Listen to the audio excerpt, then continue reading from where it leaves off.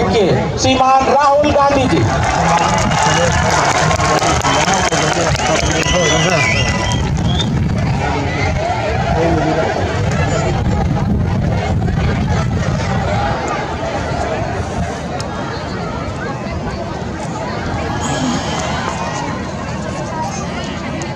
माणिकराव ठाकरे जी, महेश शर्मा जी, हमारे कैंडिडेट्स केतन पटेल जी, अजीत माला जी, स्टेज पे कांग्रेस पार्टी के वरिष्ठ नेता, हमारे प्यारे कार्यकर्ता, भाई और बहनों, प्रेस के हमारे मित्रों, आप सबका यहाँ बहुत बहुत स्वागत। इतनी गर्मी में आप दूर दूर से यहाँ मेरी बात सुनने आए, इसके लिए दिल से आपका धन्यवाद और स्वागत करता हूँ।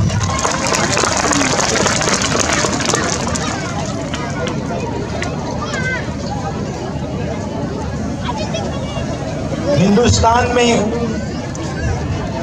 अलग अलग प्रदेश हैं, अलग भाषाएं हैं, अलग इतिहास है, हिस्ट्री है, कल्चर है, और हर जगह का अपना एक प्रकार से एक यूनिक कैरेक्टरिस्टिक होता है। आज हिंदुस्तान के चुनाव में दो विचारधाराओं के बीच लड़ाई हो रही है। एक तरफ कांग्रेस पार्टी जो कहती है कि हर जगह की जो पहचान है, जो कल्चर है, हिस्ट्री है, भाषा है, उसकी रक्षा होनी चाहिए, और हर प्रदेश को या हर जगह को उसी जगह के लोग, उनकी तमन्ना, उनके दिल से जगह चला जाए। और बीजेपी कहती है, आरएसएस कहती है नहीं, एक देश, एक भाषा और एक लीडर, ये लड़ाई है। अब आपकी मुसीबत ये है कि यहाँ पे नरेंद्र मोदी जी ने प्रफुल्ल पटेल जी को राजा जैसे आपके सिर के ऊपर बैठा रखा है। पहले यहाँ पे इस किले में राजा बैठते होते थे, अब वैसे ही प्रफुल्ल पटेल यहां के एडमिनिस्ट्रेटर नहीं है, वो यहां के राजा हैं, राजा किंग। और राजा को दिल्ली से बैठाया गया है, और राजा को कहा गया है कि तुम राजा हो, तुम्हें जो भी करना है तुम कर सकते हो। घर तोड़ने घर तोड़ दो, लोगों को तंग करना है तंग करो, जो भी करना है खुली छूट है, दिल खोल के करो। और प्रफुल्ल पटेल जी यहाँ के राजा जो मन में आता है वो करते रहते हैं, आप लोगों को तंग करते रहते हैं। अब आप सोच रहे हो कि नहीं भाई ये तो हमारे साथ हो रहा है सिर्फ, मगर ये पूरे देश में हो रहा है। आप सोचिए, तमिलनाडु में तमिल भाषा का प्रयोग किया जाता है, बंगाल में बंगाली। नरेंद्र मोदी जी कहते हैं एक देश एक भाषा। अब तमिल लोग कह रहे हैं कि भैया एक भाषा कैसे? तमिलनाडु में तमिल बोली जाती है, बंगाल में बंगाली बोली जाती है, गुजरात में गुजराती बोली जाती है, एक भाषा कैसे? एक नेता कैसे? तो ये विचारधारा की लड़ाई है। और अगर हम नींव की बात करें, फाउंडेशन की बात करें, तो फर्क ये है कि हम संविधान की रक्षा कर रहे हैं, कॉन्स्टिट्यूशन की रक्षा कर रहे हैं, और जो हिंदुस्तान को कॉन्स्टिट्यूशन ने, संविधान ने दिया, उसकी रक्षा हम कर रहे हैं। और वो उनका लक्ष्य है कि कॉन्स्टिट्यूशन जो है, संविधान जो है, उसको खत्म किसी ना किसी तरह, आरएसएस और बीजेपी के लोग चाहते हैं कि किसी ना किसी तरह इसको खत्म कर दिया जाए। संविधान से क्या क्या निकला मैं आपको बताता हूं। सबसे पहले संविधान कहता है कि हिंदुस्तान के सब लोगों को एक जैसा अधिकार मिलना चाहिए। संविधान आपको वोट देता है, लोकतंत्र देता है। संविधान ने करोड़ों लोगों को आरक्षण दिया, दलितों को, आदिवासियों को, पिछड़े वर्ग को आरक्षण दिया। अब नरेंद्र मोदी जी और आरएसएस क्या चाहते हैं कि जैसे पहले राज हुआ करता था, जैसे यहां पे आपके प्रफुल्ल पटेल हैं, उनका जनता से कुछ लेना देना नहीं ना। आप कुछ भी कह लो, देखो ना, आप कुछ भी कह लो, आप उनके घर जाओ तो देखिए हमें ये चाहिए, प्रफुल्ल पटेल जी आपको कहेंगे देखो गेट आउट, मेरे घर से बाहर निकलो, तुम्हारी कोई यहाँ पे लेना देना नहीं है, मैं यहाँ का राजा हूं, जनता जो भी चाहे कोई फर्क नहीं पड़ता, मैं यहाँ का राजा हूं, मैं किंग हूं, मैं जो करना चाहता हूं करूंगा। जो यहाँ पे आपके प्रफुल्ल पटेल जी कर रहे हैं, वो दिल्ली में नरेंद्र मोदी कर रहे हैं, वो एक ही सिस्टम है। अब यहां पे फर्क है कि यहां पे उनको बैठा रखा है और उनका जो है प्रफुल्ल पटेल जी हैं, उनका नरेंद्र मोदी जी जितना कंट्रोल नहीं है। नरेंद्र मोदी जी के पास क्या है मैं बताता हूं आपको, CBI, ED, income tax, police, सारे के सारे जो संस्थाएं हैं, हिंदुस्तान की जो संस्थाएं जो कॉन्स्टिट्यूशन से निकली, इलेक्शन कमीशन हो, जुडिशरी हो, ये सारा का सारा कॉन्स्टिट्यूशन से बाहर निकला। सबसे पहले सब लोगों को एक जैसा अधिकार मिलेगा, उसके बाद लोकतंत्र, अलग अलग इंस्टीट्यूशंस, वो सारे के सारे कॉन्स्टिट्यूशन से बाहर निकले। कॉन्स्टिट्यूशन नींव थी, बीज था, और उसमें से ये चीजें निकली। अब ये लोग चाहते हैं कि इसको नष्ट किया जाए, लोकतंत्र को खत्म किया जाए, ये जो अलग अलग संस्थाएं हैं इनको खत्म किया जाए, और आरएसएस और बीजेपी के राजाओं को देश के राजा बना दिया जाए। अब देखिए, अब मैं आपको बताता हूं, देखो, आप वाइस चांसलर्स की लिस्ट निकालो। हिंदुस्तान की जो शिक्षा का सिस्टम है, उसमें आप वाइस चांसलर्स की लिस्ट निकालो। सारे के सारे आरएसएस के आदमी हैं, उनको शिक्षा के बारे में कुछ नहीं मालूम, मगर सारों को यूनिवर्सिटीज में सारे आरएसएस के राजा बैठा दिए। तो ये काम किया जा रहा है और इससे नुकसान आपका होगा। आपको तो मालूम है, आपको तो शायद बताने की भी जरूरत नहीं है, क्योंकि आपको मालूम है कि भैया ये प्रफुल्ल पटेल जो राजा बैठा है, जो यहाँ पे पहले 70 साल 80 साल पहले जो होता था, आज हो रहा है।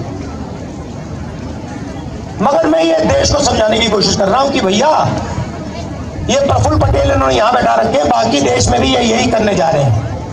आज आरएसएस के जो चीफ है उनका बयान आता है कि हम रिजर्वेशन के खिलाफ नहीं। अरे इन्होंने ही पहले स्टेटमेंट दिया था कि रिजर्वेशन के खिलाफ है। जो भी रिजर्वेशन के खिलाफ है, सारे के सारे इनकी पार्टी में जा रहे हैं। जो भी रिजर्वेशन के कॉन्स्टिट्यूशन के खिलाफ है, सारों को ये ले रहे हैं। और फिर कह रहे हैं कि भैया हम रिजर्वेशन के खिलाफ नहीं हैं। और इसका लक्ष्य क्या मैं बता देता हूं। आप कहोगे ये संविधान को क्यों खत्म करना चाहते हैं, लोकतंत्र को क्यों खत्म करना चाहते हैं? क्योंकि ये 20-22 अरबपतियों की मदद करना चाहते हैं। ये चाहते हैं कि जो आपका सुंदर बीच है, ये जो आपकी इतनी सुंदर लोकेशन है, इस किले पे अदानी जी का नाम लिख दिया जाए। वो चाहते कि इस बीच पे अगर टूरिस्ट आए तो आपको फायदा ना हो, बीच पे साइन हो अदानी बीच,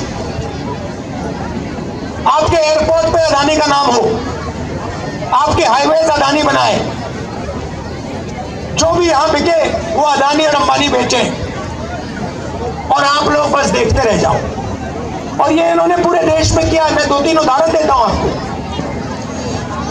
हिंदुस्तान के 22-25 अरबपतियों का नरेंद्र मोदी जी ने 16 लाख करोड़ रुपया माफ किया है। आप जानते हो 16 लाख करोड़ रुपए कितना होता है बेटा?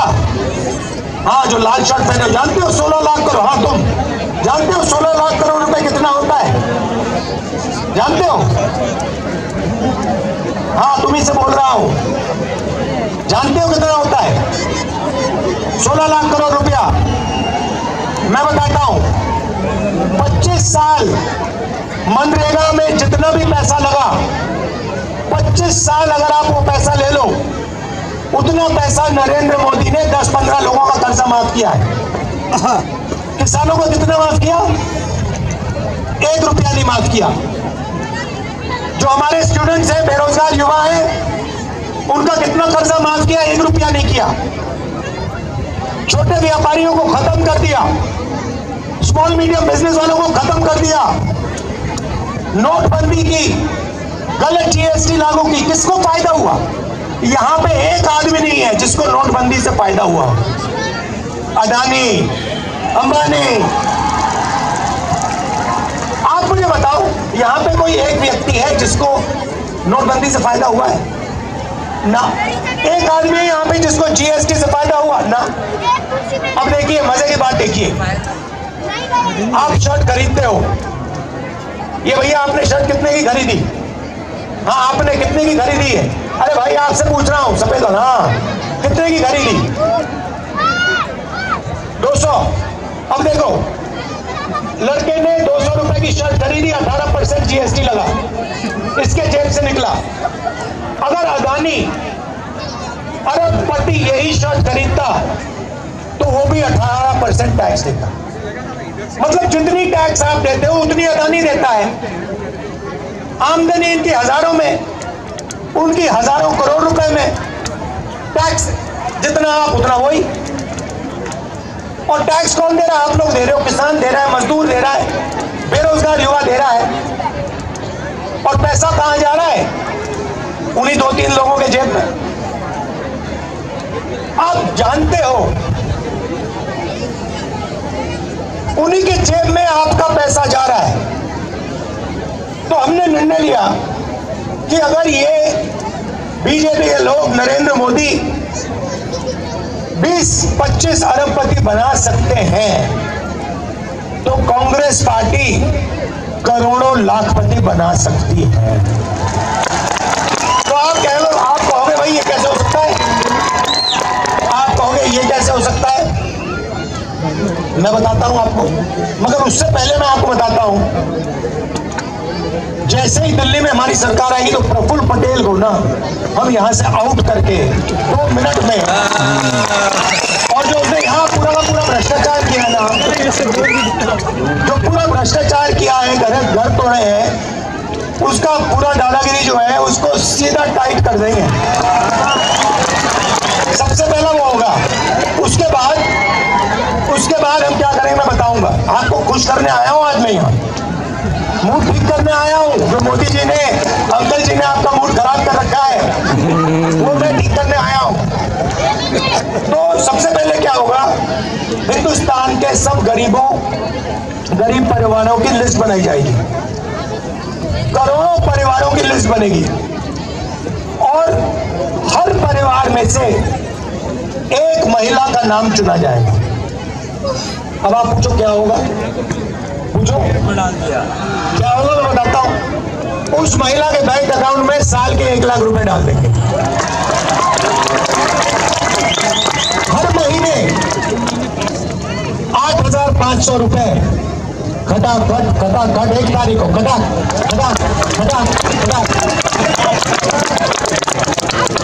आप जानते हो यहां महिलाएं बैठी हैं, 21वीं सदी में महिला और पुरुष दोनों काम करते हैं, जॉब दोनों करते हैं, मजदूरी दोनों करते हैं, सही करते नहीं करते, ठीक है। अब 8 घंटे दोनों काम करते हैं, दोनों को पैसा मिलता है। 10 घंटा करते हैं, 12 घंटा करते हैं, दोनों को पैसा मिलता है, मिलता नहीं मिलता है।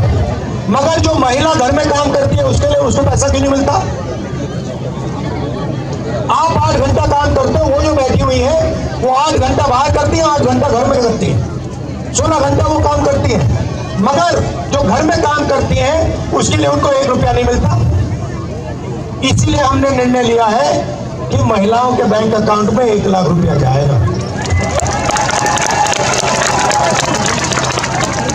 वो उससे आपका भी फायदा होगा, ये मत सोचिए कि वो पैसा आपको नहीं मिलेगा, वो मिलेगा, मगर महिला के बैंक अकाउंट में हम 1 लाख रुपए साल का डालेंगे।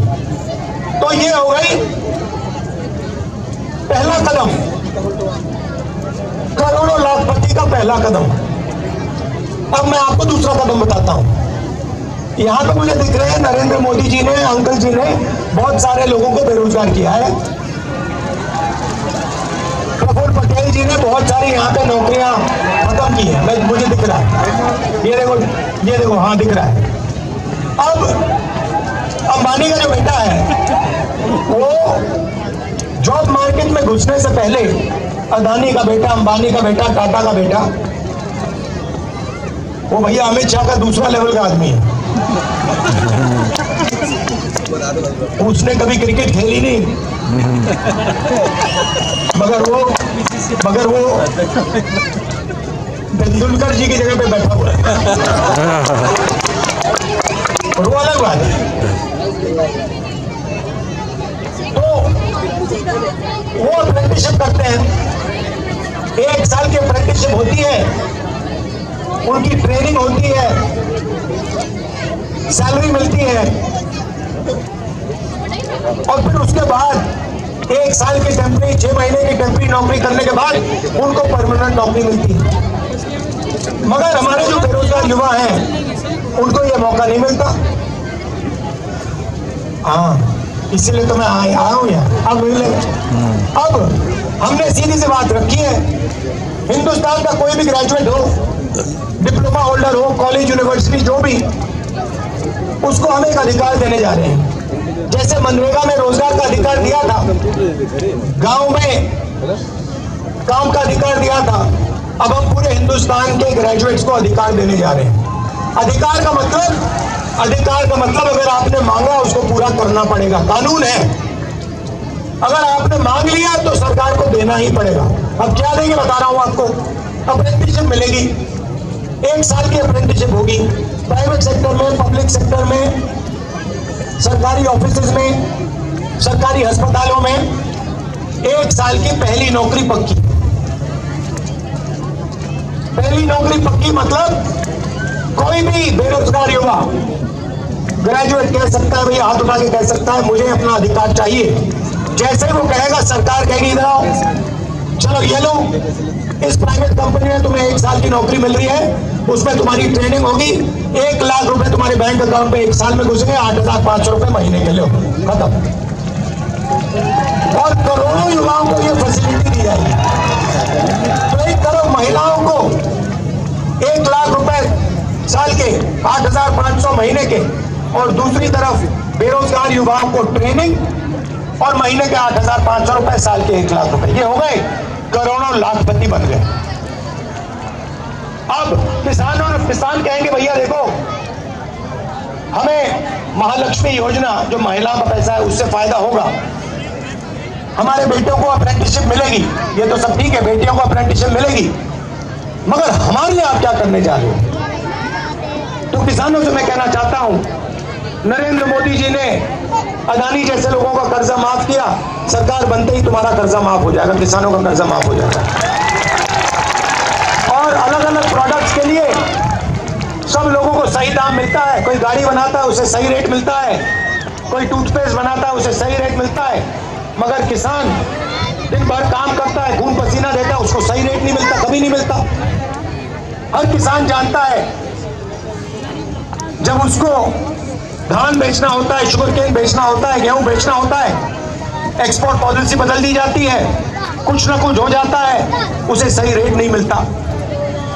तो इसीलिए हमने कानून बनाया है, जैसे ही सरकार आएगी, कानूनी गारंटीड किसान के लिए मिनिमम सपोर्ट प्राइस कानून बना देंगे कि इस रेट से कम किसान को धान के लिए, शुगर केन के लिए नहीं दिया जा सकता, और अगर किसी ने दिया तो कानूनी कार्रवाई शुरू। अब मजदूर बचे, मनरेगा के मजदूर, आंगनवाड़ी आशा का जो काम करती हैं वो बचे। मनरेगा आजकल 200 रुपए 250 रुपए मिल रहा है, हम मनरेगा को 400 रुपए करने जा रहे हैं, और जो आशा और आंगनवाड़ी महिलाओं को आज मिल रहा है उसको हम दुगना कर देंगे। तो मैं आपसे बस ये कहने आया हूं कि जो आपका इतिहास है, आपकी हिस्ट्री है, आपका कल्चर है, उसकी रक्षा होनी चाहिए, और उसकी रक्षा प्रफुल्ल पटेल नहीं कर सकता, आप ही कर सकते हो। आपको अधिकार मिलना चाहिए, आपको ही अपना सिस्टम चलाना चाहिए, ये नहीं कि आपके ऊपर किसी को बैठा दिया और वो राजा जैसे आप पर राज कर। पहली बात। दूसरी बात, अगर ये लोग 22-25 लोगों को अरबों रुपए दे सकते हैं, तो मैं आपको गारंटी करके कह रहा हूं, यहां खड़े होकर कह रहा हूं, जितने पैसे इन्होंने 22-25 लोग के दिए ना, हम लाखों लोगों को, करोड़ों लोगों को देने जा रहे हैं। आपने 10 साल 20-25 लोगों का काम किया, अब हम अगले 10 साल जितना पैसा आपने उनको दिया, उतना ही पैसा हम किसानों को, मजदूरों को, गरीबों को, बेरोजगार युवाओं को, माताएं बहनों को देने जा रहे हैं। आप हमारा मैनिफेस्टो पढ़िए, क्रांतिकारी मैनिफेस्टो है।